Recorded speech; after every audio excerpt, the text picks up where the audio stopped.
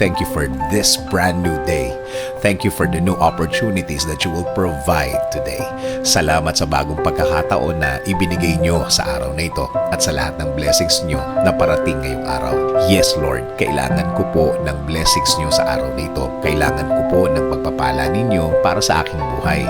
Alam ko po na mas magiging magaan ang araw ko ngayon, Panginoon. Bigyan nyo din po ako ng blessings of protection. Protektahan nyo po ako sa mga tao may mga balak na masama sa akin.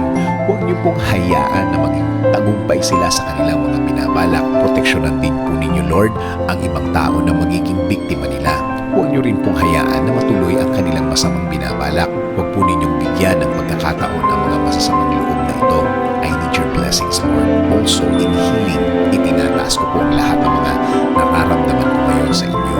Alam ko na kayo lang ang makakapagpagaling sa akin at sa kanila, Panginoon. Alam ko ang mga sakit na ito will bow down to your name at tuluyang mawawala. In Jesus' name we pray.